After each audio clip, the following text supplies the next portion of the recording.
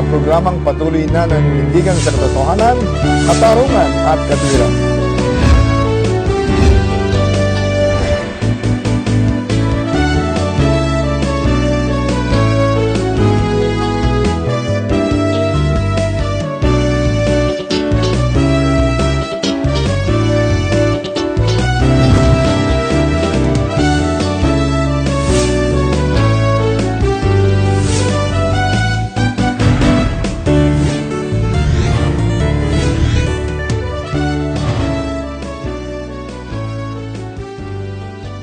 Magandang gabi, ako po inyong lingkod, Brother Eddie Villanueva.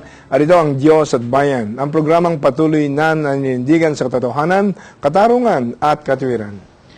Magandang gabi sa inyo. Ako naman po ang inyong lingkod, Kata Inocencio. Sa kanyang ika-4 na State of the Nation Address o SONA, ipinangako ni Pangulong Benigno S. Aquino ang isang ekonomiya na mararamdaman ng lahat. Ito po ang tinatawag sa wikang Ingles na inclusive growth. Ibig pong sabihin, bawat isang Pilipino, kahit pa yung mga nasa pinakamahirap na sektor, ay may kakayanang matugunan ang kanilang mga pangunahing pangangailangan tulad ng pagkain at tirahan dahil sa isang masiglang ekonomiya. Ano nga ang mga dapat gawin para ang pangakong ito ay maging katuparan at hindi manatiling slogan lamang? Panoorin po natin ang ulat na ito. Kahit delikado ang kanyang trabaho, nagsusumikap si Mang Vito alang-alang sa kanyang pamilya. Hindi man prestisyoso ang ganitong gawain, ipinagpapasalamat niya na may trabaho siya para buhayin ang kanyang pamilya. Mahirap ang isang welder, pero masarap. Kasi kahit pa paano, angat kami sa iba. Pero nasa amin pa rin yung mahirap. Kasi pwede kang maaksidente, pwedeng mabulag, pwede maputol yung mga daliri mo. Kaya lang, sa hirap nga ng buhay, kailangan namin gawin ito para yung pamilya namin meron makain. Siguro, kikita na rin kami ng 300 sa araw, 400. Ang kagandahan lang, hindi kami nagugutom. Para sa kanya, ang mabuhay ng may kinakain sa pang-araw-araw ay ayos na. Ngunit nang tanungin kung nararamdamang umaangat ang kanyang buhay kasabay ng pag-angat ng ekonomiya. Bilang sa mga Pilipino, hindi ko nararamdaman. Ang nakakaramdam lang nun, siguro yung mayayaman. Pero tayo mahihirap. Ganito pa rin tayo eh. Kung talagang nararamdaman natin ka namin na yun, kung talagang tumataas, dapat kasama tayo doon. Dapat isa ako sa Pilipino na binibigyan nila ng oportunidad na maisama nila doon sa tumataas sa komunidad. Isa lang si Mang Vito sa mga Pilipinong duda sa binabalitang paglago umano sa ekonomiya ng bansa. Sa pinakahuling Pulse Asia Survey para sa June 2013, 43% ng mga Pinoy ang naniniwalang walang pinagbago sa ekonomiya ng bansa. 29% naman ang naniniwalang lalong lumala ang ekonomiya at 28% lang ang naniniwalang lumago ang ekonomiya ng Pilipinas. Paliwanag ni Professor Leonard Briones, mahalaga ang pagkakaroon ng economic justice sa isang bansa dahil matutugunan nito ang karapatan ng bawat mamamayan na makasama sa pag-angat ng isang bayan. Kaugnay din daw ng economic justice ang pagkakaroon ng social justice ng isang lipunan. Ngunit sa sitwasyon ng ating bansa, nakikita ni Professor Briones na hindi natutugunan ang economic justice na ito. Tayong lahat, alam natin kung ano ang justice, justisya. Yun ang pantay-pantay na pagtrato sa lahat ng miyembro ng ating lipunan. Yung economic justice, ibig sabihin, yung fruits ng ating ekonomiya, kailangan ma-enjoy yan ng lahat. Kung halimbawa, may growth tayo ng 7.8%, na gross domestic product, kailangan lahat ng sektor makikinabang yan. Sinasabi 7.8 ang growth natin sa first quarter. At ngayon, palabas na yung growth sa second quarter. Sinasabi na mataas din.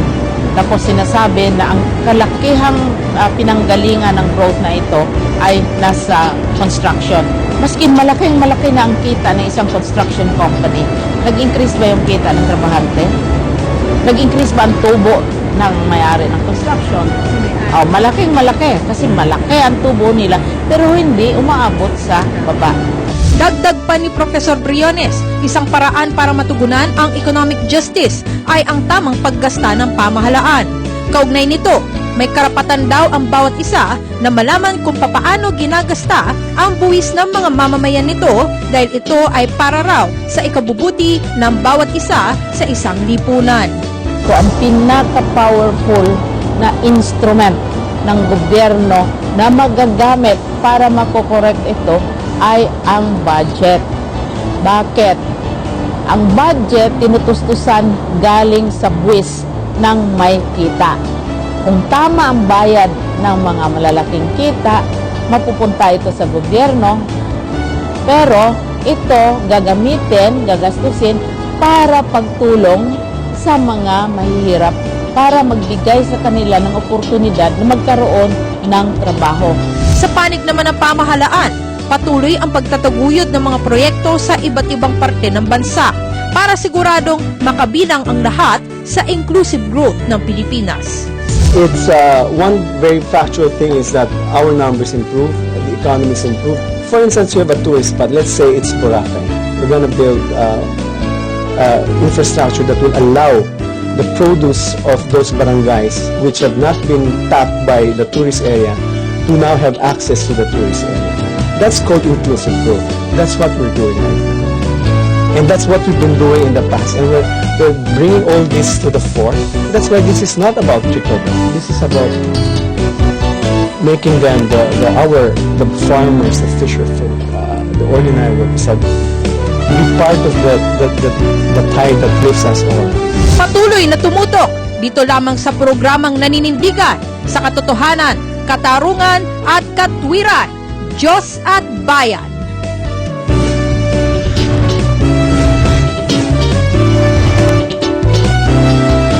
Yan po ang ating tatalakayin ngayong gabi, pero bago po yan, gusto nating ipaalala sa ating mga masugid na televiewers na live po ang telecast ng Diyos at Bayan ngayon mula alas 8 hanggang alas 9 ng gabi dito lang po sa Light TV 33. At ito'y mapapanood din sa Sabado alas 12 ng gabi sa GMA News TV at sa GMA 7 sa Linggo ng gabi.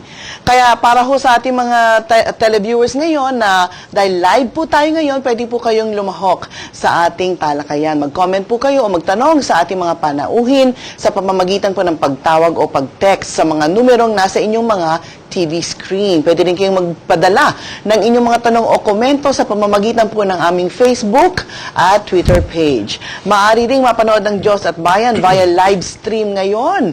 Pumunta lamang sa website link na nasa inyong TV screen. Pwede hong ipamalita sa inyong mga kamag-anak at mga kaibigan abroad na maaari po silang manood ngayon at sumali din sa ating talakayan ngayon mismo. Brother Eddie? Tayo po'y pinalad na makasama po natin sa talakayang ito ang ilang mga personalidad na highly esteemed, highly respected sa ating lipunan.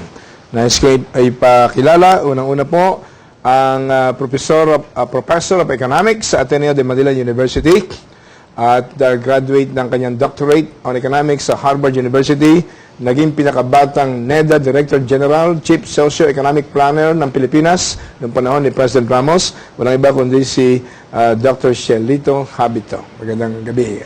Magandang gabi, Brother Eddie at Sister Kata at ating mga kapwa Pilipino. Nasa kaliwa po ni Secretary Habito ay isa hong kilalang-kilala po rin po sa ating bansa. Tinaguri ang one of the fighting guest legal social activist in fighting for justice. Siya po ay Associate Professor sa UP College of Law, Professor of Public International Law, International Humanitarian Law, and Constitutional Law, Chairman ng Center for International Law, Philippines. Walang iba kundi si Attorney Harry Roque. Magandang gabi, Brother Eddie, Kata, at sa mga milyong-milyong nanonood ngayon. At nasa kaliwa po ni Attorney Roque ay kilalang-kilala sa ating bansa, kilala bilang isang legal luminary na merong strong advocacy for fairness and justice. Siya po ang Dean ng UE College of Law and former President ng Philippine Association of Law Schools, si Dean Amado Valdez. Magandang gabi sa inyo, Brother Eddie, Kata, at kay Secretary and Professor Roque. Sa lahat ho ng mga nanonood ngayon. Siguro, tanungin na natin unang-una siguro ang ating si Dean Amado Valdez, isang ginagalang ng lahat. Ano po ang paliwanag niyo tungkol sa tinatawag na economic justice? Dahil matagal na kayong resource person sa iba-ibang mga fora sa ating bansa at laging kayo isa sa mga paboritong kumbinahing magbigay ng inyong advocacy. Kasi yung ating regime of free enterprise, sa tingin ko yung economic justice is more on yung opportunity sa bawat isa to seek their own economic deliverance. Kaya yung the rules kailangan level ang playing field para makaparticipate ang bawat isa sa kung ano man ang gusto niyang economic pursuit and be able to take a risk. Hindi nangangahulugan pag may opportunity siya, palagi siyang panalo. But there is an opportunity for him na magkaroon ng chance sa kanyang economic activity, economic pursuit. Naalala ko, nabanggit niyo yung level the playing field. I think yan ang isa sa mga slogan ng Ramos government. Level the playing field. Noon pong kayo ay Government Corporate Council?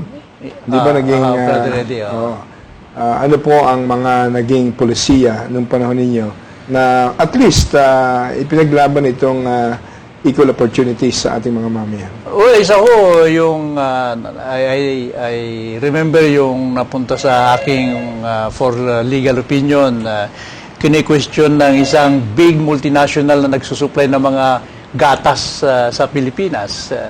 At sinasabi na yung pagpupurso natin yung cattle dispersal para matulungan yung mga farmers na magkaroon ng they could pursue dairy manufacturing, at sinasabi nila violation ng World Trade Agreement dahil parang subsidy ang ginagawa natin, so it violates the World Trade Agreement.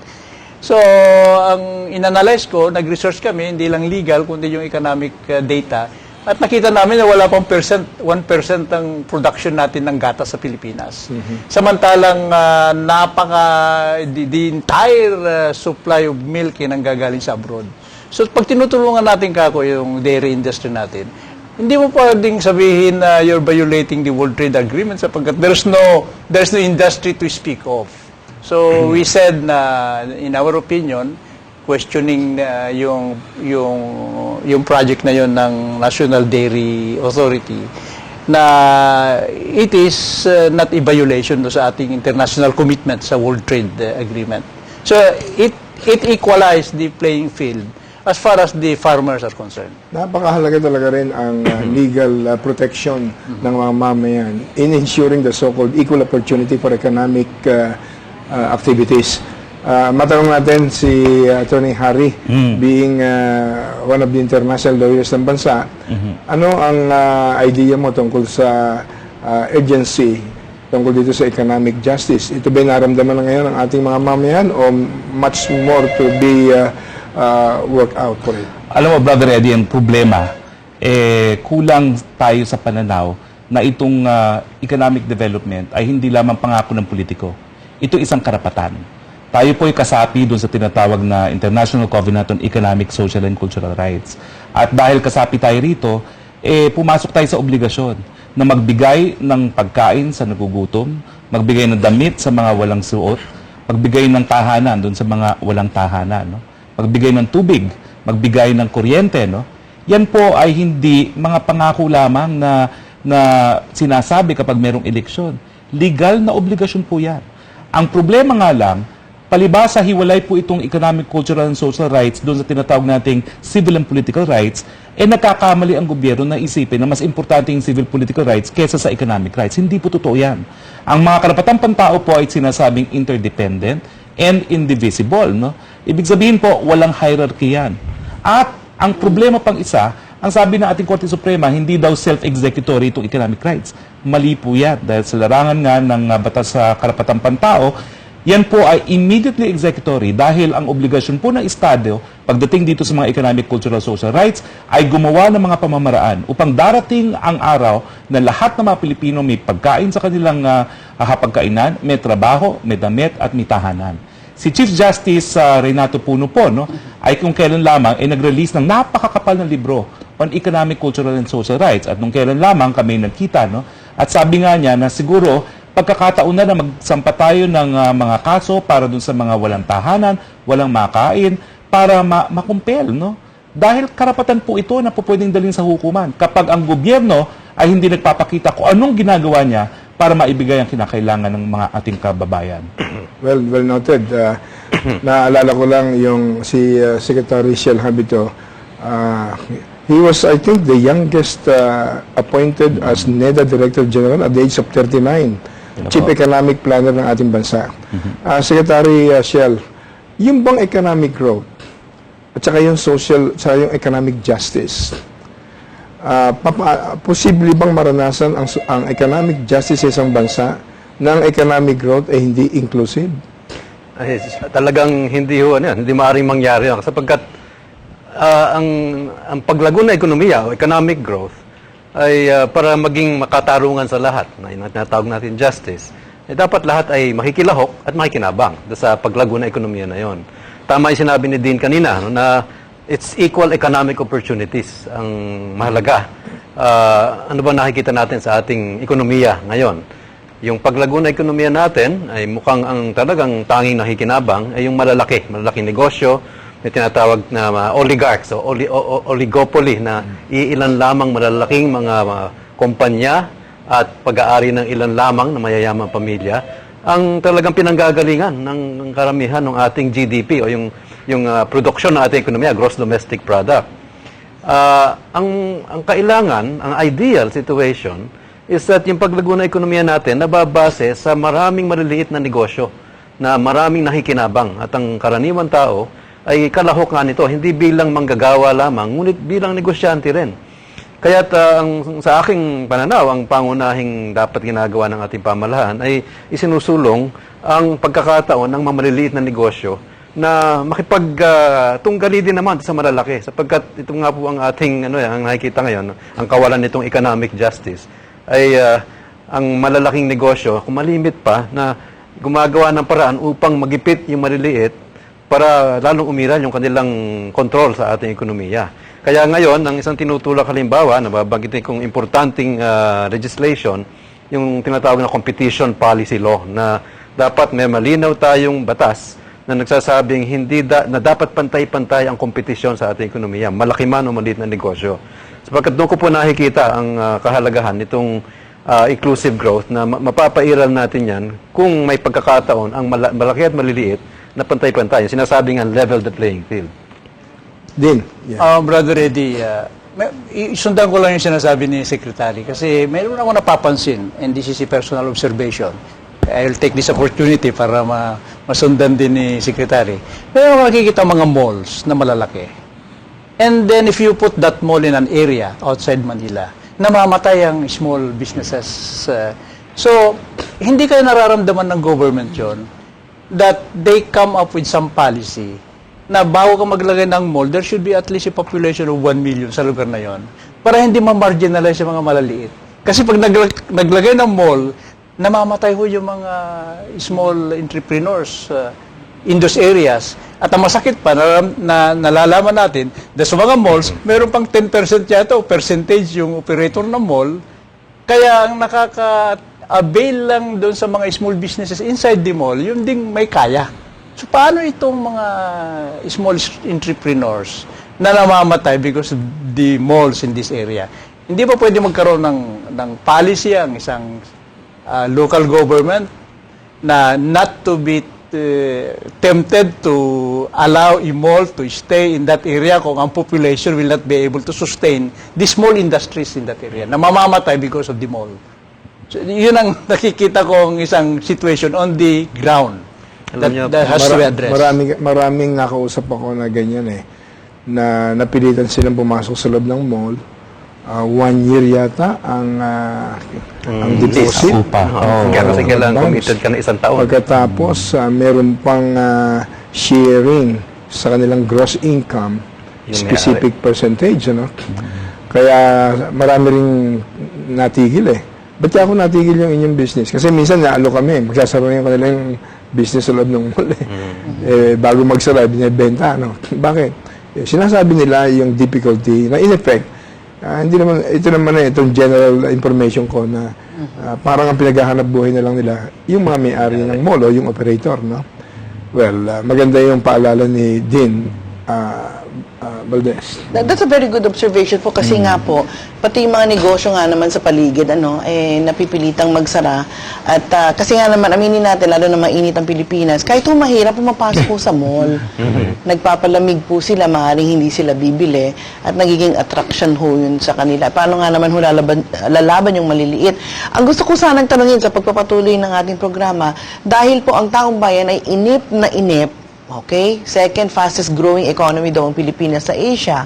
Okay? Pero hindi naman nararamdaman ng ating mga kababayan. Ang tanong ko, nasa plano ba ng gobyerno? Anong klaseng plano meron ang gobyerno para ang tinatawag na inclusive growth ay kahit unti-unti man lamang maramdaman siguro. Simulan na natin kahit middle class muna. Kasi sa ngayon may mga dole outs pa na binibigay ang pamahalaan doon sa ating mga mamamayan.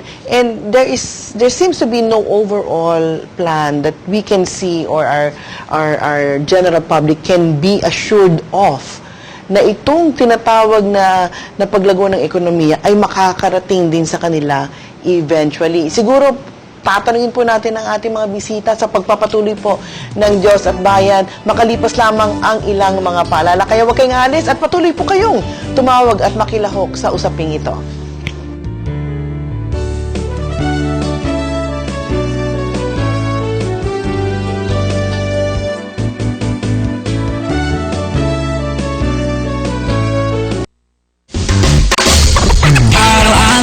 Nandiyan sila, bahagi ng ating buhay. Kahit magkibata, kahit magpingi-pingihan, kasama ka, isa ka, may pakialam ka. Agenda, agenda, agenda. Kahit nasan ka, nakikita at naririnig, apektado ka. Kahit magkibata, kahit magkibig-balikan, nararamdaman. Agenda, agenda, agenda. Kahit di pag-usapan, nararamdaman. Sa bawat kibot-galaw natin, nakaka-apekto sa atin. Pag-usapan natin, harapin natin sa agenda, agenda, agenda. Kasama ka, kaisa ka, may pakialam ka. Kahit saan ka lumingon, may isyung nakaka-apekto sa iyo. Kaya dapat pag-usapan. Dahil lahat ng issue, kasama ka, kaisa ka, may pakialam ka.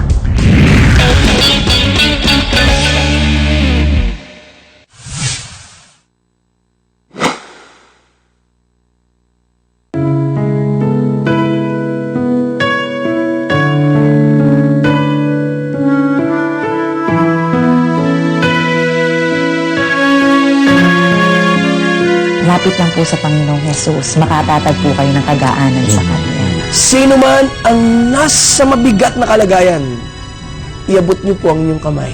Kung kami man ay napapagal at nabibigat ang lubha, lumapit kami sa inyo, kami bibigyan nyo ng kapahingahan.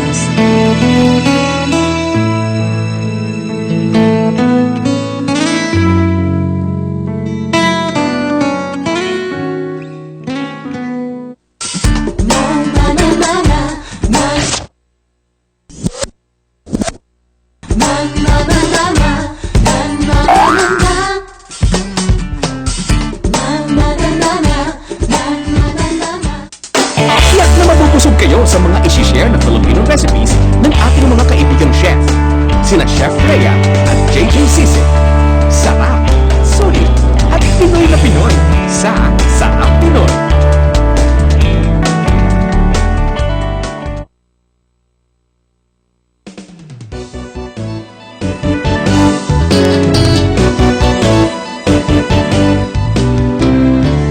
Nagbabalik ang Diyos at Bayan sa ating paksang Bayang Umaangat, dapat sa lahat. May komento po tayo mula kay Alan Macarola ng Maynila. Dapat yung mga masa makinabang din kasi sila ang mga mas nakararanas ng kakulangan sa pang-araw-araw nilang buhay. From Well Sereno ng Antipolo, ang tanong niya, how do we translate yung pag-angat ng bayan sa buhay ng ordinaryong mamamayan? And from Fanny Matildo ng Bohol. Oy, kumusta kayo dyan sa Bohol? Nanonood siya sa ating web via live stream. Ang sabi niya, ang masasabi ko lang, he who oppresses the poor shows contempt for their maker, but whoever is kind to the needy honors God. Very good. Well, yung ating hanging question kanina.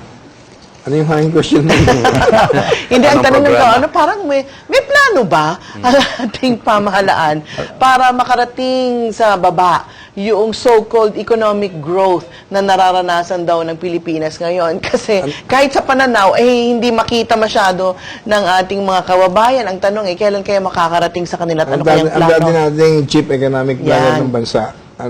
Pero sabi ko nga, sana bago niya sagutin, isang obserbasyon, kasi yung kanina, ang nabanggit lang, yung perception ng nakakarami sa atin na hindi nagbago ang kanilang buhay. Correct. Pero ang isang indicator na nakakaabala, hindi lang sa mga aktivista, kundi gaya ng mga institutions like the World Bank and IMF, yung katotohanan na bagamat napakataas ng increase natin sa GNP at sa GDP, hindi bumaba yung joblessness.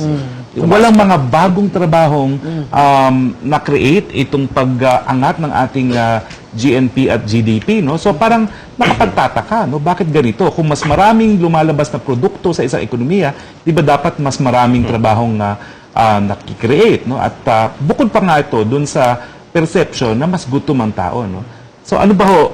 Bakit ba ho? Wala na natigil na buho yung pagpaplano natin, nandiyan pa rin naman ang NEDA. Excuse me, hindi ba in fairness naman kahit pa paano yung TESDA, maraming mga nabibigyan ng trabaho. Iba po yung TESDA. Iba po yung TESDA. TESDA mukhang may plano talaga na malinaw. Iba po yung TESDA. Saving Sa bagay, grace. hindi rin naman sa TESDA manggagaling yung trabaho. Kaya siyempre, naihahanda ng TESDA yung mga manggagawa. Correct. Pero ang problema nga, hindi pa rin sapat, yung mga hanap buhay. Well, hindi ko sasagutin yung tanong bilang isang taga-gobyerno kasi ako naman hindi na rin taga-gobyerno. Pero ang nakikita ko sa pagbabasa ng plano ng ating pamahalaan, nakasalalay sa 3 o 4 na hakbang yung pagtugon sa pagpapalaganap ng pakinabang sa paglago ng ekonomiya. Unang-una, kailangan nga natin na mabago itong sistema na ang talagang dominante sa ekonomiya natin, yung malalaki, at kumbaga parang gipit yung maliliit na negosyo tulad na ganang nasabi ni Dean kanina na talagang na-edge out, naka-crowd out pa yung mga maliliit. So ito, ang isang importante nga dito, yung batas na nabanggit kong competition law. Ang malungkot na naging kinalungkot ko, in fact, nung nakita ko, ay nawala pa ito sa listahan ng priority legislation na isinasalang ng ating pamahalaan sa ating Kongreso na dapat yun ang mga priority na unang mga batas na, again, magbibigay nitong level playing field. Pangalawa, yung pagpapairal ng maliliit na negosyo. Again, yung small and medium enterprises. At kasama na rin, of course, yung micro enterprises na itong nakararami sa lahat. Sapagkat kahit anong tingnan, kahit saan kayo tumingin, ang cost ng paggawa ng isang trabaho, mas mababa sa small business kaysa sa malalaking negosyo. So, in other words, it's cheaper to create one job kung small and medium or micro enterprise ang ating binigyan ng puhunan, hindi yung malaking negosyo na kaya-kaya naman nila mag-raise ng puhunan. Ito ang malungkot sapagkat sa pautangan ng mga bangko, ang pinaka nahihirapan pang umutang yung mga maliliit na negosyo. In fact, napakadaling umutang kung malaki ka, di mo na kailangan ng collateral, laway lang, reputation or character loan ang tawag, na wala nang kailangan collateral. Pero pag maliit na negosyo, kung ano nung hihingin sa'yo, na collateral na lupa, kung ano pang security, Kaya ironic sa tingin ko, parang baliktad, na kung sino mas nangangailangan ng puhunan sa negosyo, sila pa yung pinaka nahihirapan na umutang. So ito yung isa pang perverse reality na sinasabi ko sa ating ekonomiya at sa lipunan. Ngayon, pangatlo, yung tinatawag na asset reform, na kung talagang hindi pantay-pantay ang pagkakataon ng opportunities, economic opportunities especially, well, siguro may kailangang adjustment tayo. Ano ba yung asset reform sa ating bansa? 4 yan. Ang pinakakilala, itong Comprehensive Agrarian Reform Program, sapagkat nagkaroon tayo ng history na talagang yung malalaking lupain na pabigay lang sa ilang mga pamilya, so dapat talagang medyo maayos natin na na ma-redistribute yan. Yun ang rationale nitong CARP. No? Pangalawa ay yung tinatawag na Indigenous Peoples' Rights Act. Ito naman yung batas na nagbibigay sa mga ating mga katutubo nung kanilang mga lupain na kinagisnan nila at talagang malimit ay naaagaw ng marami. Ang pangatlo ay itong Fisheries Code para sa mga mangingisda na sila din ang mga pinakamahihirap sa ating lipunan. Na ito naman na nire-reserba yung 15 kilometro mula sa ating mga pampang na maliliit na mangingisda lang ang pwedeng mangisda dyan. Ngunit marami pumapasok na malalaking negosyante na naaagaw pa yung isda na dapat nakareserba sa maliliit. At pang-apat yung tinatawag na Urban Development Housing Act o yun ang para sa urban poor na masiguro ang pabahay sa ating mga mahihirap, mga maralitang nasa mga lungsod natin. So, itong tatlong direksyon na yan, ang nasa ating medium-term plan. Ang tanong ay nai-implementa ho ba natin ito na maayos? So, yun ang nga siguro ang kakulangan natin. Sapagkat sabi nga, nung kahit panahon pa na ako ang pangunahing tagaplano ng ating ekonomiya, sabi nga nila, magaling naman ng mga plano nyo pero yung pag-implementa ng plano, ang maaaring problema natin. At alam na natin kung ano nangyayari, mga kakulangan ng pamahalaan o korupsyon. So, sana naman kung maganda ang pamamahala at hopefully nakikita natin itong gumaganda pamamahala ngayon, ay mas gumanda rin ang implementasyon ng ating magandang mga plano. May naalala ka ba, Kata? Opo, parang narinig ko yan kay Brother Eddie. Parang kung naririnig sa'yo, yan ang iyong magandang pananaw at plano para sa Pilipinas. Gusto ko lang banggitin yung Master Plan of Development na talagang pinag-aralang mabuti ng leadership ng Bangon Pilipinas. Ang malaking contribution nyo nanggaling din kay former NEDA Director General. Kaya lahat na yan incorporated sa aming Master Plan of Development. Yung mga sinabi ni Secretary Habito. Talagang yung economic growth maging inclusive, hindi exclusive for the few. At saka yun nga, yung demokrasya ba, kasi nababanggit, the Philippine democracy is the show window democracy in Asia. Totoo ba yun, Atty. Harry? Well, nakakahiya na po, no? Binanggit na ni Secretary yung korupsyon. Ano bang nakikita natin ngayon, no? Bagamat 2 trilyon ang ating budget. Sa pork barrel alone, meron ng 27 billion na naaksaya. Anong nalaman natin dito sa kay Napoles, no? 10 billion. Hindi man lang ginamit para magkaroon ng farm-to-market road. Dati-dati kasi, alam na natin may SOP mga kongresista at senador. Pero dahil lang pork barrel ay karamihan gagamitin sa infrastructure, sinasabi ng tao, sige na nga. Dahil kung wala namang kalye, wala ring tongpat si congressman, walang SOP si congressman at si senador. Pero ngayon, ibang klase na. Wala nang kalye. NGO na lang. Talagang ang pera ng taong bayan, galing sa bulsa ng gobyerno, pupunta sa bulsa ni congressman at ni senator. No? So, nakakabahala na bagamat itong national budget, gaya ng sinabi ni Secretary Briones na ito'y isang instrumento, no, para iangat ang kabuhayan ng ating mga kababayan, imbis na nakikinabang yung mga mahirap, imbis na gamitin para magkaroon ng katuparan yung ating obligasyon na magbigay ng mas mabuting pamuhay sa ating mga mamamayan, nawawala, no, at binubulsa ng mga politiko. No? Alam mo itong Napoles na ito, hindi dapat ito tumigil. Kinakailangan talaga ma-expose ito, maparusahan ng lahat. Ang nakakatakot lamang kung talagang isisiwalat ng katotohanan, baka maubos sa mga politiko dahil napakadami na ngayong nasasangkot. No?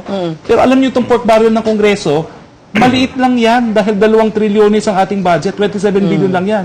Lahat ng ahensya ng gobyerno, merong pork barrel. Hanggang COMELEC, inamin nila 30 million intelligence funds. Aanhin ng intelligence funds? Kung hindi yan ang bersyon ng COMELEC ng pork barrel. Atty. Harry, dahil aktibo ka dyan sa ganyang mga research, ano? Naalala ko, nag-file ka ng demanda sa United Nations. Ano? Apo. Yung bang, ilang billion ba ang nakuha sa Pilipinas nung Smart Magic Technology Company? Nako, 7 billion po yan. Nagsimula po yan yung lease, tapos binili pa natin. No? Napakadami ng kapalpakan, pinilit pa nating bilhin. No? So, bilyon-bilyon ang nawawala, no? Gamitin na lang natin itong napunta sa Smartmatic at dito kay Napoles. Kung pagsasamahin mo yan, halos 20 billion na yan.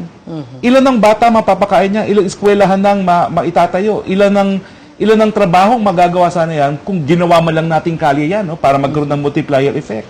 Pero ang katotohanan po, yung gobyerno na dapat sanang tumutugon, siya ngayon ay kasaapi dun sa problema dahil sa issue ng korupsyon.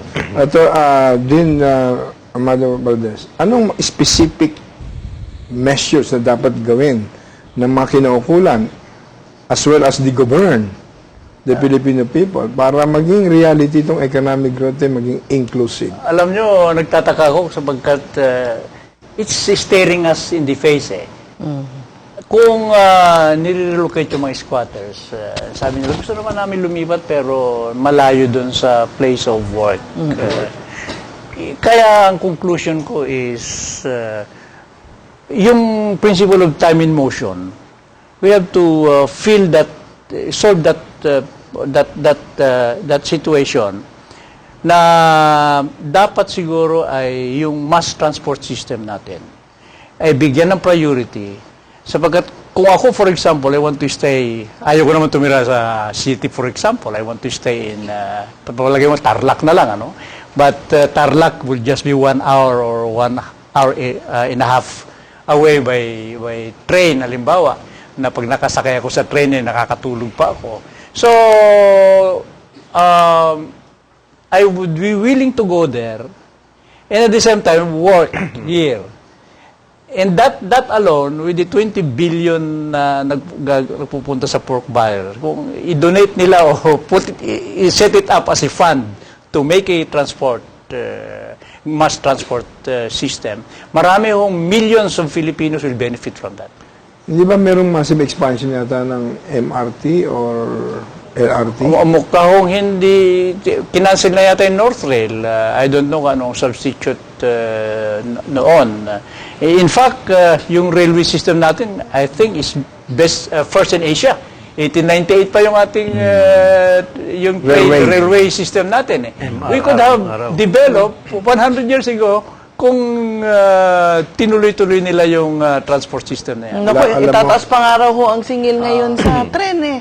Nagreklamo ang ating taong bayan. So, paano kaya maaasahan yung inyong magandang proposal na yan ay matutupad? Palagi ko political will lang mo ito sapagkat it's just a matter of putting the rails, naayos na rin naman yung right of way dyan. So, you could create bedroom communities doon sa mga lugar na yon and mag-create din na small enterprises doon sa lugar na yun sapagkat nandun ang concentration ng mga families, ng mga tao pupunta rito na magtatrabaho sa metropolis. Alam mo kagabi, na-standby ako sa harapan ng KFC. Namimili si Sir Dory ng pagkain eh. Nakita ko yung mga bus, parang sardinas ang mga tao. Talagang parang sardinas. Naawa ko sa mga babaeng ipid na ipid eh, no? Yun pala, sabi ng aking kasama, everyday ho yan, ganyan. Kaya napakahalaga yung sinasabi yung tinatawag na mass transport. Kung hindi nabigyan ng diin, yung massive expansion nito, malaking bagay. Anyway, sa area ng, pinag-usapan natin, economic justice. Anong relasyon nito sa political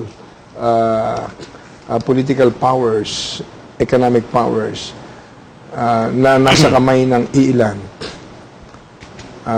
Ito po, actually, isang obserbasyon ko, itong malungkot, no, na parang wala nang pagkakaiba ang political power at economic power. Whether national level o sa local level. Bigyan ko po kayo na halimbawa. Sa mga local areas natin, mga probinsya, mga syudad, no, napaka-common na storya na ang isang politiko, pag naging mayor o naging governor, matapos po ng 3 term niya, abay parang kalahati na ng kanyang bayan, siya na may-ari. Correct. No? At mga story na naririnig ko lang naman, no, na meron dyan kasing negosyanteng makikidnap. No? Tapos next thing you know, umalis na, binenta na yung negosyo, at maitetrace nila ang may bagong may-ari, yun na palang political leaders. Ibig sabihin, talagang nagkakaroon nitong ganitong equivalence na ng political and economic power. Kung titingnan natin sa ating national politics, ganoon din naman, no? Saan pa nanggagaling yung mga pinapanalo ng ating mga nananalo sa eleksyon, no? Siyempre, karamitan sa mga sa mga makapangyarihan sa ekonomiya, na sila yung pinakamalaking contributor sa ating mga kampanya. At kung ganoon, pag nahalal na nga naman yung opisyal, may utang na loob na Siyempre, pagbabayaran, kaya't sari-sari, yun. Kaya nawawala yung level playing field na naman sapagkat nagkakaroon ng advantage sa policy man natin, sa mga batas, na hindi makalaban yung At mga yung mga maliliit. walang pera, hindi mananalo sa eleksyon. Ayun na nga po ang malungkot. Kaya Isa pa yun.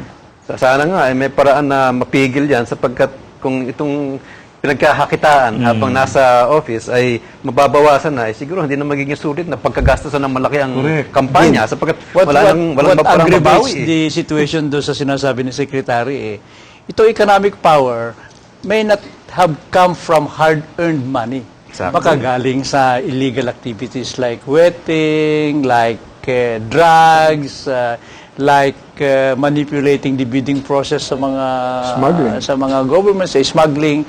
Yun ang nakakatakot sapagkat kung hindi hard-earned money yan and unlimited, they can use it without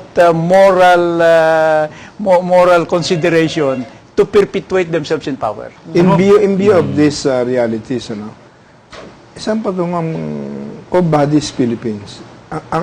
Ang may control ng ng economic powers, siya lang may control ng political powers. yung gumagawa ng policies, programs and projects, hindi yung nakadama at nakadama ng naramdaman ng nakararami, no? Vicious cycle talaga, Brother Eddie. Yung gobyerno, naging negosyo. Yung isang politiko, kinakailangan manalo sa eleksyon para makuha niya yung mga kickbacks. So, paano siya mananalo sa eleksyon? Magbabudget siya kasi computed naman niya kung magkano yung kikitain niya galing dun sa kanyang pork barrel. So, siklo yan. No? Nagkakaroon ng cycle na mamimili ng boto para siya ay makaposisyon dahil ang gobyerno ay negosyo. Now, dahil negosyo nga yung gobyerno, kung ikaw nga ang politiko, ayaw mong makitang umunlad yung buhay ng mga boboto sa'yo. Dahil pag umunlad ang buhay na yan, hindi mo na mabibili ang kanyang boto. Hihingi na ngayon niya ng genuine services. No? Magtatanong ngayon niya, bakit ikaw mambabatas? Bakit proyektong pinag-aabalahan mo? Bakit si contractor ang palagi mong kasama? No? So ang tingin ko, isa sa solusyon dyan ay linawin natin kung ano talaga ang mga papel ng iba't ibang mga hinahalal natin sa ating gobyerno. Ang mga mambabatas dapat gumagawa ng batas. Wala talagang dahilan para sila magkaroon ng pork barrel. Kapag tinanggal mo yung pork barrel na yan, wala nang tatakbo sa Kongreso. Lahat sila magsisiksikan doon sa local government dahil alam nila na magiging trabaho na yun ng local government. Siguro naman, dahil yung mga tatakbo na ngayon ng Kongreso ay yung talagang gusto gumawa ng batas, maisa sa batas na yung sinasabi ni Secretary na competition law. At alam mo, kung titignan mo talaga sa Amerika, habang walang competition law, ang pag-unlad ay makikinabang lang dyan ay yung mga malalaki ng mga negosyo. No? Kaya nga dito sa Pilipinas, umaangat ang GNP pero nakikinabang lamang yung mga tycoons at hindi yung mga ordinary mga mamamayan. May role ba rito ang corporate greed? Well, andyan yan, yung sinasabi natin kanina about the malls, Brother Eddie. And also, yung elite, they control yung regulatory system. Kaya kung minsan they help in the election of members of Congress that will sit in committees on franchises kasi marami tayong mga regulated industries na pag inaward mo yung franchise na yan, lutong Macau na lahat, you can just picking apple ka na dun sa enterprise na yon. So kailangan mawalan ng corporate greed. In short, yung corporate responsibility ay dapat may emphasize din. Sa Amerika yata, yung super profits, meron tax, ano? Dito sa atin, mas malaki ang super profits, mas hinahangaan ng tao eh. Ibig sabihin ng competition law, no, yung anti-monopoly law, hindi po pwede lahat ng negosyo papasukan mo. Pero dito sa Pilipinas, pansinin nyo, may-ari ng radyo, may-ari ng TV, may-ari ng grocery. At sila rin nagmamay-ari ng mga pinagkukuhanan ng supply ng grocery.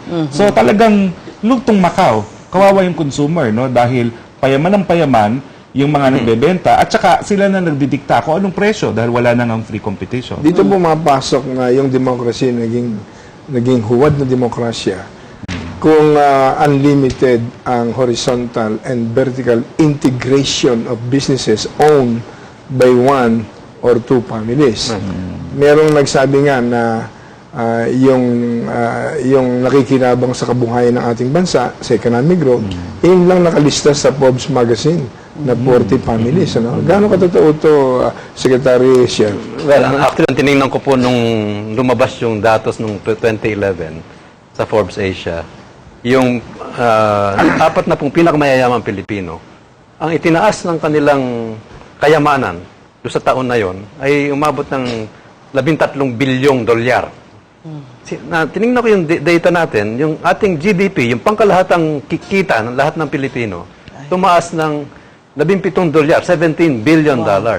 Ibig sabihin, kung titignan mo, yung itinaas ng kayamanan nitong ating mga pinakamayayamang 40 Pilipino, 76% na nung equivalent na tinaas ng income ng lahat ng Pilipino. Hindi naman nangangahulugang yung GDP natin doon nagpunta sa kanila. Ngunit kung titingnan nyo yung ihahambing nyo, talagang napakalaki ng bahagi ng kanilang karagdagang kayamanan. Ngayon kasi tinignan ko yung ibang bansa sa paligid natin. Sa Japan, yung 2.8% lang. Yung pinakamayamang 40 Hapon, ang tinaas ng kayamanan nila is only 2.8% of the total income of all of Japan, GDP. At sa Malaysia, 5.6 lang tayo, 76%. So, sabi ko, ibang-ibang klase talaga ang ibang-iba ang inequality sa ating bansa. So, ito more fun pinakamalaking in the Philippines. Well, sabi nga nila. Parang talamak ang greed, Brother Eddie. Parang yun lang ang ibig sabihin. Kaya natin kailangan yung competition law. At kaya ako pininindigan. Sapagkat kailangan natin ng batas na pipigil sa mga unfair trade practices na lalo pang pinatitibay yung advantage na nga ng malalaki. So, halimbawa, meron akong nabalita nung araw na isang multinational na pinagbabantaan yung mga sari-sari store sa countryside na pag nagbenta kayo ng sabon na ginagawa nyo dyan sa livelihood project nyo na galing sa coconut oil na tinuro ng isang NGO, sabi, ika-cut off namin kayo sa supply nyo nitong aming mga produkto. Eh, syempre, napilitan itong sumunod sapagkat ayaw din naman niyang mawala yung kanyang mga paninda na galing sa multinational na yon, no?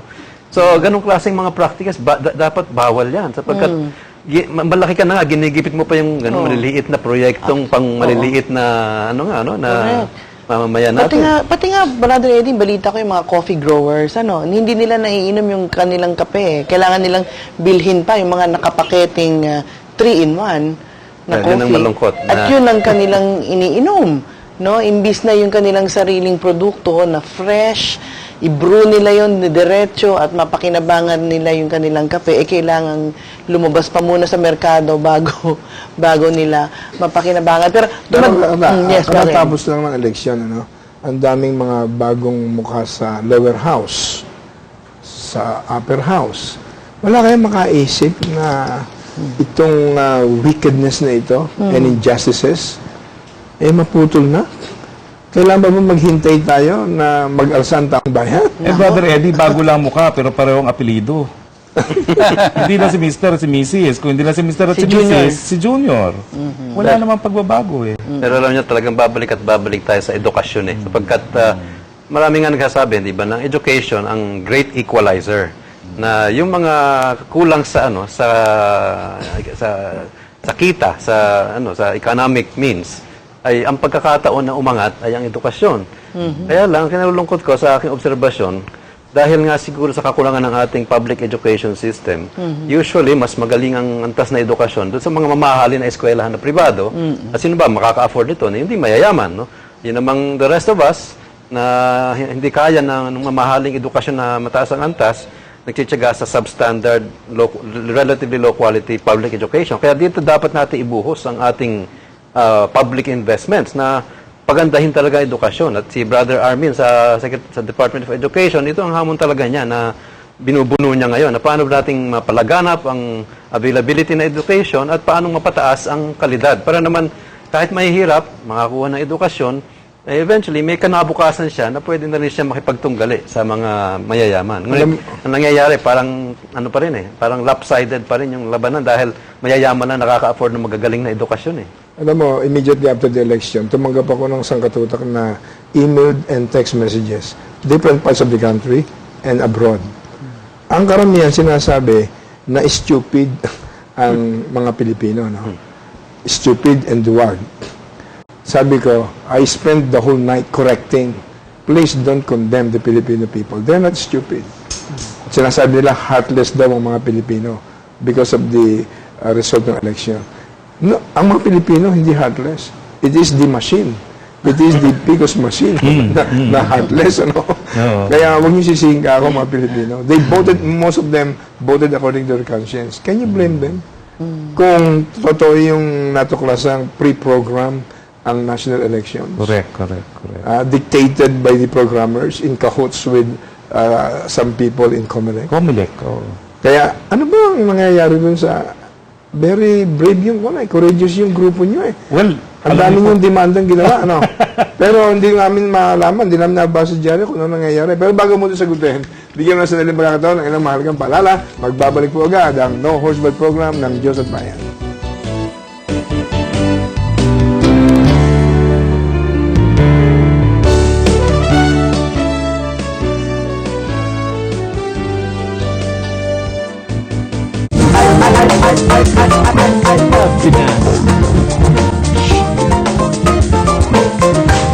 I love Pinas!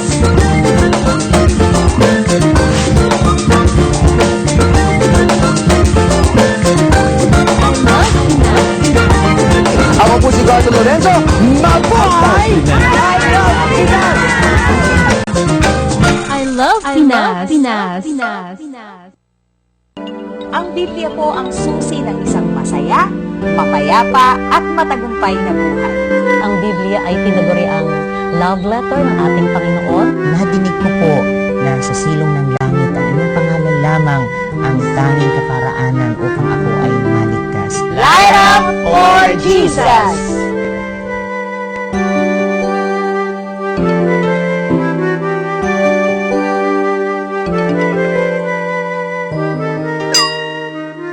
Sapagkat ang salita ng Diyos ay may kapangyarihang siyang maghuhugis ng kinabukasan ng isang bansa. Hindi lang tayo dapat sa tinapay nabubuhay, kundi araw-araw nabubuhay din po tayo sa salita ng ating Panginoon. Sa time ng pangangailangan mo, nandun lagi ang Diyos, hindi ka magkukulang. Kasi sabi nga ng Bible, blessed is the nation whose God is the Lord.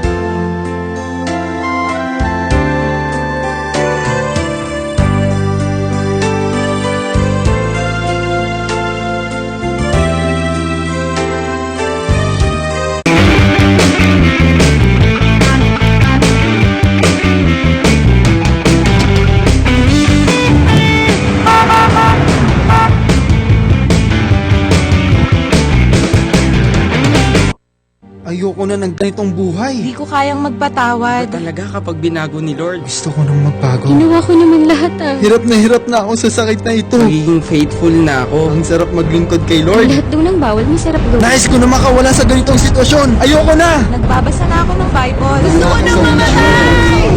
Sino bang dapat lapitan ko?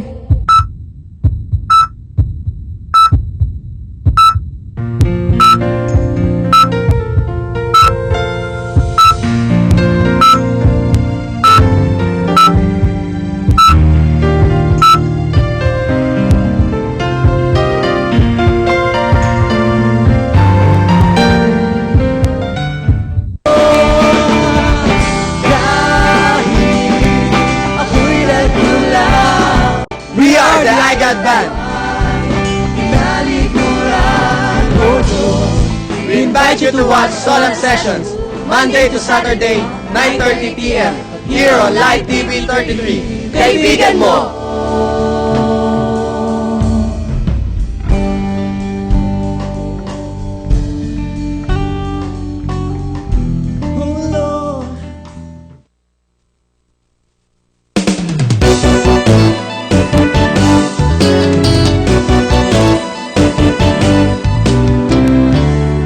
Nagbabalik po ang Diyos at Bayan sa ating paksang Bayang Umaangat, dapat sa lahat. Bigyan daan po natin ang inyong mga tawag at komento sa ating programa from Ronel Fortu ng Pasig. Palakasin ang suporta ng local government sa mga small entrepreneurs. Maganda sana ang globalization pero kinakawawa nito ang mga maliliit na negosyo. From Reggie Alpay ng Pateros, bawat mamamayan ay may karapatan na sumagana ang buhay at mabahagi na ng tulong ng gobyerno. Naway makapagbigay ng trabaho sa mga probinsya at magandang kalidad ng edukasyon. From Janet Malyari ng Pampanga, I suggest bigyan ng mataas na priority ang kapakanan ng mga nasa marginalized sector tulad ng mga nasa Hong Kong, yung mga OFWs. From Rod Hilario ng Tondo, sa tao dapat nakasentro ang ekonomiya, hindi sa pera. Pondohan ang edukasyon para makasabay ang mahihirap sa mga mayayamang lalong yumayaman. From Edith Mejia ng Marikina, we Filipinos are blessed with rich natural resources, yet more are poor citizens. Sana maging good stewards tayo, lalo na ang ating gobyerno sa pag-distribute equally ng ating national income. At may text message for you, Attorney Roque. Ang sinasabing matuwid na daan ni Pinoy ay maipapalaganap kaya ito sa kanyang termino? Bago niyo sagutin, may tanong din yata para kay Brother Eddie from Mario Takal. Ask ko lang po, bakit ang topic nyo ay pang-ekonomiya pero isinasali ninyo ang Diyos?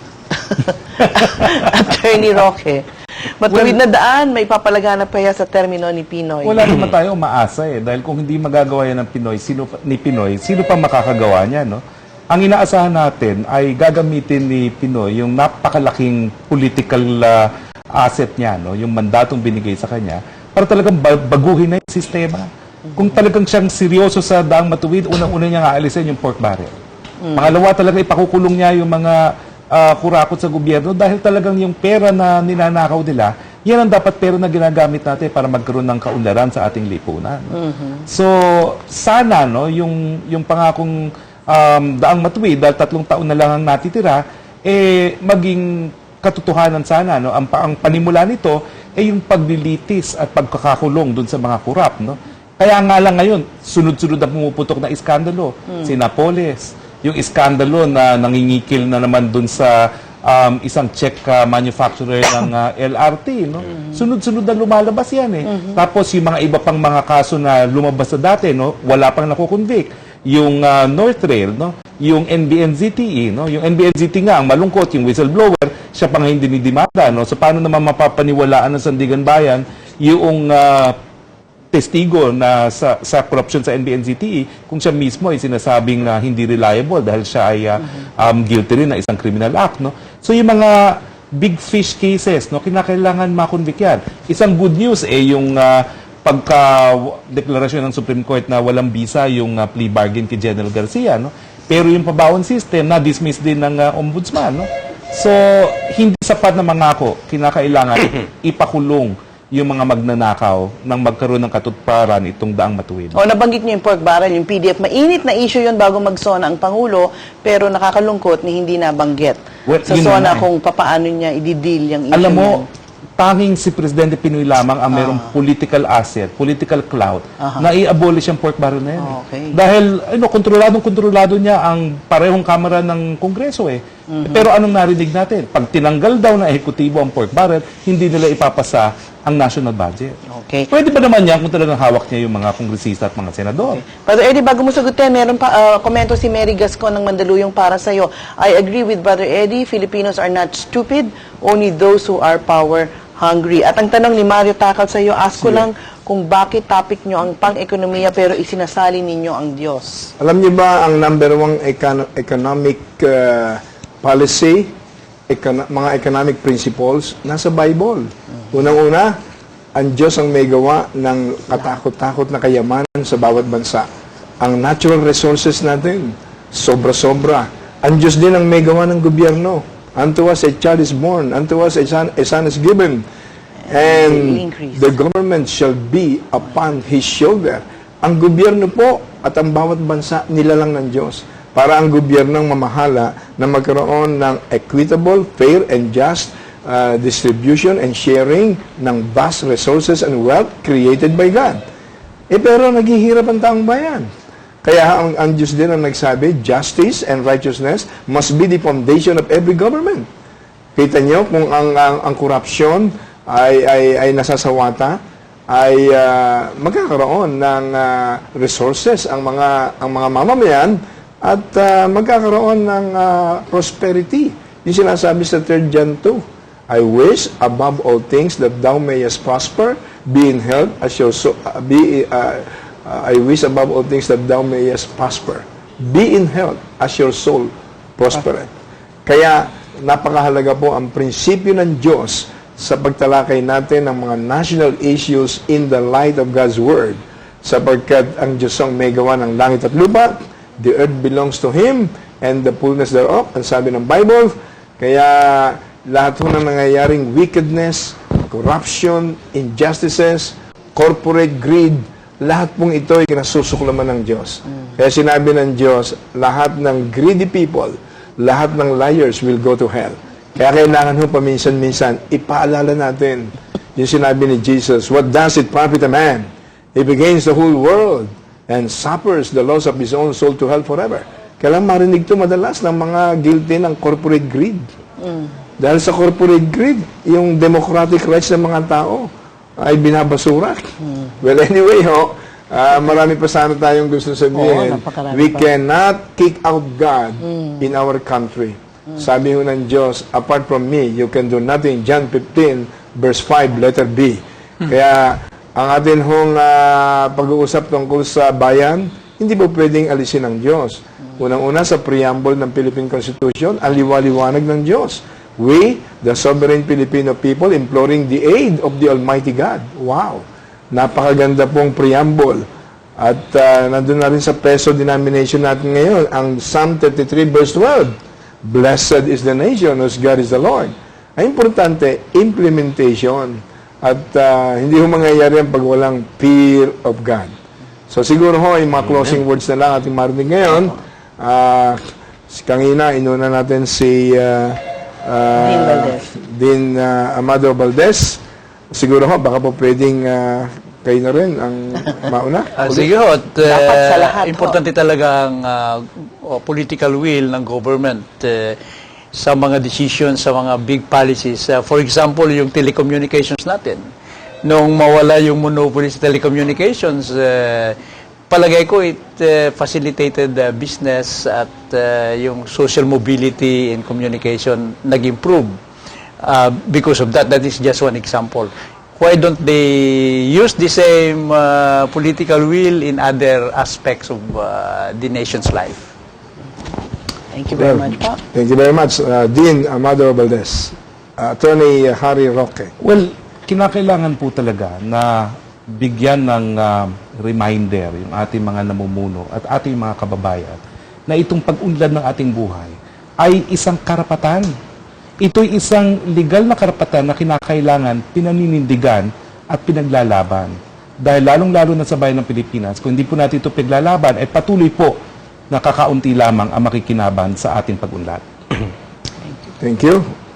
Sa akin naman po, Secretary Shell Habito. Lagay kayo, uulitin ko na lang po ang inyong sinabi, Brother Eddie. Siguro ang tinatawag natin economic justice, inclusive growth, ang pangmalawakang pag-unlad ng ating bayan ay nakasalalay siguro sa ating pagsunod sa mga turo sa atin ng Diyos. Sapagkat ang mga leksyon ng mahal na Biblia, ang talang dapat maging batayan ng ating pagkilos sa ekonomiya bilang consumer, bilang producer, at kung lahat lang po ay susunod sa mga pangaral ng Diyos sa atin, siguro po ay hindi problema ang pagkuha ng economic justice at inclusive growth.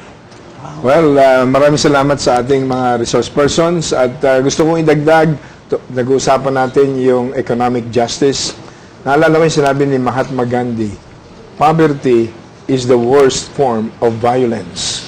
Sinabi ni Nelson Mandela, poverty is man-made and therefore its solutions are in the hands of men. In a way, you know. Pero sabi naman ho ng Deuteronomy 28, napakaganda ang sabi ng Diyos, if you fully obey, not just obey, but fully obey, and carefully follow, not just follow, but carefully follow all my commands, I will exalt you above all nations of the earth. I will command the coming of the blessings to you.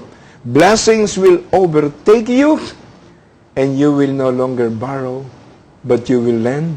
You will no longer be the tail, but you will be the head. But the condition is, if you fully obey and carefully follow the commands of God. Ang isa sa major commands ng Diyos ay huwag maging sakim Do not be greedy. Do not be selfish. Do not steal. Do not murder. Do not tell lies. Do not covet. Do not covet. Hindi lang yung your neighbor's wife, but also your neighbor's possessions. Kaya ho, dito sa programang ito, Diyos at Bayan, balansyadong pangangailangan ng sangkatauhan. Maraming salamat po sa inyong pagsubaybay sa Diyos at Bayan. Ito pong muli si Brother Eddie Villanueva nagsasabing, God bless you all and God bless the Philippines. At ako naman po ang inyong lingkod, Kata Inocencio, nagsasabing sa lahat ng bagay, dapat talaga uunahin natin ng Diyos at nang bumangon ang ating bayan. God bless you more.